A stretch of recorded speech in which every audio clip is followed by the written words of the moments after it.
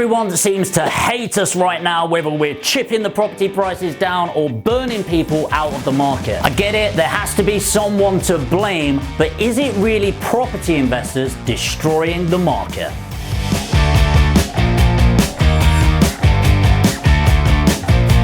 As I said, there has to be somebody to blame, right? It's a natural human instinct, but is it really us property investors that's destroying the market? It's hard to tell because we get bitched about all the time, right? You are chipping prices way too low and these horrible investors ripping off people selling their property. And at the same time, we're inflating market prices. Well, which one is it? See, I'm not really sure that is the case, and I think there's a bigger factor in to take account of this. Now, I'm going to do further videos with a full statistical breakdown on this, but for this video, I really want to break it down into a couple of sections. These two sections are institutional investors and then what I'd call the average Joe investor, being yourself and myself when we're going out there looking to build our buy-to-let portfolios. So let's look at institutional investors first. If you don't know what an institutional investor is, this will be like a big pension company or a REIT, which is known as a real estate investment trust. Think legal and general, a big pension company, and now they're investing in PRS, private rental sector, and taking over the world's economy. So question one, do they affect house prices? Yes. Obviously, but is it pricing the individual out of the market? I'm not so sure. This is largely due to creating new homes.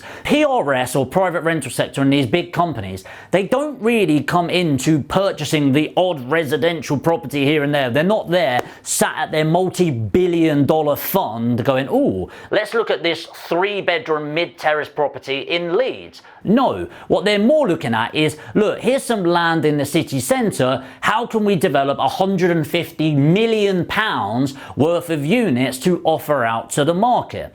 What they do is increase the value of everything around them. Well, why is this the case? Well, obviously they've bought a piece of land which isn't really worth much on its own, but what they then do is add a load of property on it. And I'm talking about the skyscrapers that you see around city centres. Well, why is this a good thing? Well, what it does is, number one, it increases the standard of property in the area, and what that does is forces an increase of value to second-hand properties in the area, or a house that's already built 50 years ago, let's say. What it also does is attracts a load of infrastructure as well as a hell of a load of jobs that go into that.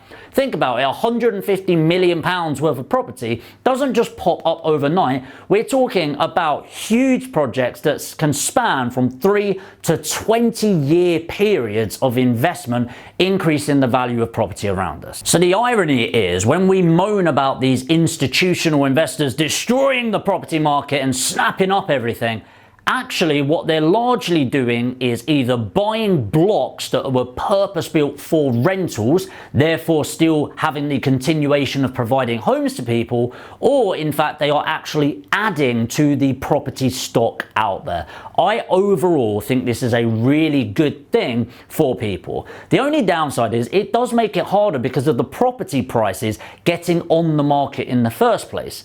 But the positive is, once you're there, things like this and the big developments, the infrastructure coming in and the jobs increase the prosperity in the area and therefore the value of your existing property. But what about the average Joe? People like you and me. Well, let's look at some of the basic statistics out there right now. Around 79% of the UK's population is over the age of 18. This represents around 54 million, it's 53,700,000 and something thousand people.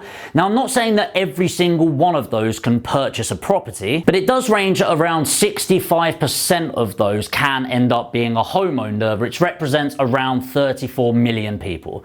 So we've got 34 million homeowners. Now, are those people selling every single year? No, but there is a fairly huge circulation rate. And then when you look at the available stock in the market right now, which is close to 28 million properties, and understanding that 19% of these are actual private rental sector, i.e. landlords like myself and yourself, that represents about 5.4-ish million properties. Why is that important? Well, there's 2.5 million buy-to-let investors out there. I know that's a load of random numbers, but let me tie it all in together. If there's around 2.5 million buy-to-let landlords, average Joes like you and me, 2.5 million, and there's 5.32 million buy-to-let properties or private rentals out there, that means there's roughly 2 properties, or it's 2.18 properties per investor. Hardly a property magnate, the average person out there, right? But this visual is like every single one of us is buying hundreds of properties, when actually that's just not the reality. So I'm making the assumption that by you watching this channel, you want to be more than the average Joe, but I'm just talking about the general statistics out there. If there's 28 million properties out there, around 19% are owned by private rental, around 5.3 million, and then there's only 2.5 million landlords out there with an average person owning 2 properties. How much of an impact are they really having? Does that mean there's 2.5 million people looking to purchase out there all the time? Absolutely not. So it just doesn't make logical sense when you look at it. Now, if you're looking at the market, there's around 200,000 properties getting sold every single month in the UK. So actually, buy-to-let landlords make up a very small percentage of the overall economy. Now, as we looked earlier, there's Property Mark that says the data is telling that there's 19 offers per property going out there. That is a huge difference in demand versus supply. But based on those statistics, investors will only represent about 3 of those 19 people looking to buy. So who are the other 16? Well, it's first-time buyers, it's people looking to upsize, it's people looking to downsize, or as an overall metric, a majority of them are owner-occupiers. And owner-occupiers make up roughly 60% of the UK's housing stock, with 21% being private rental sector and 19% being social housing, i.e. the councils owning them for people on benefits or some other form of social housing.